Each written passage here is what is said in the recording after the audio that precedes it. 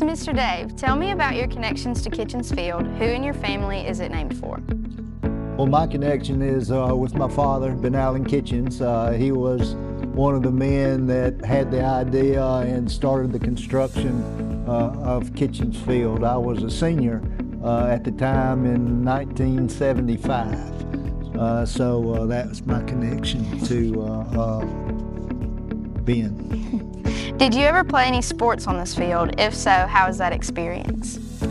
Actually, I played the first two games that were played on Kitchens Field. The first game was against Oxford High School, and then the last game of the season was with Corinth, and we played those two games on the field in 1975. That's so cool.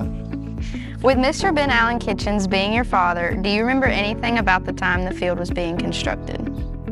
I have several memories about the construction of the field. I'll tell you a story about one of them when I was in Miss Mary V. Golding's algebra class.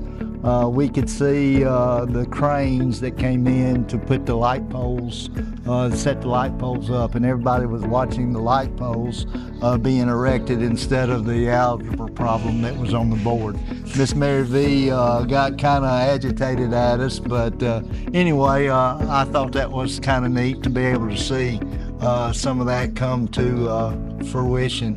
And just thinking about it now, 50 years later, in my wildest dreams when I was sitting in that math class, I never would have thought that there would be 3 generations of Kitchens playing on that field. Of course, I played 2 games on it. Ben and Sam played their careers on Kitchens Field, and now I have a grandson that's in the 7th grade, and he's starting his career. So it's a special place, and that means a lot to us. But I think the men who started this had that vision about what was going to happen in the future. Me sitting in that algebra class, you know, I never would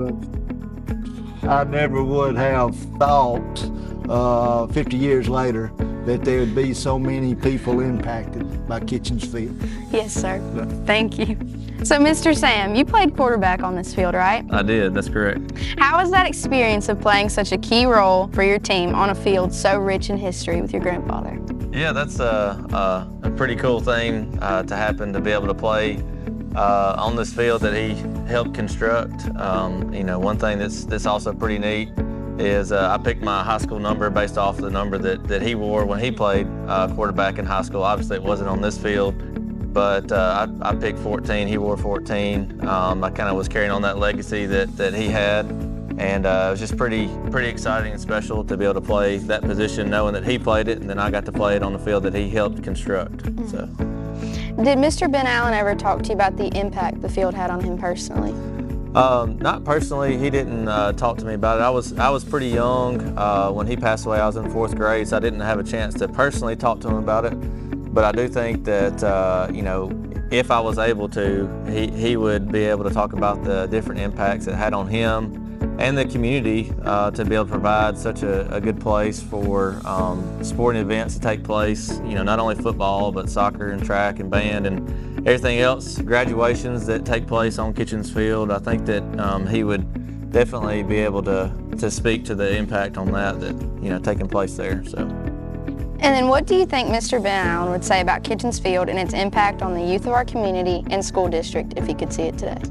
Yeah, I think he would be pretty proud of what he and you know, his family and others that helped contribute to it. I think he'd be pretty proud of, you know, the field that is constructed and where it is today, and all the different things and impacts it's had on the community, as far as, like I said, graduations, you know, different football games, games won and lost, soccer games, football games, track events.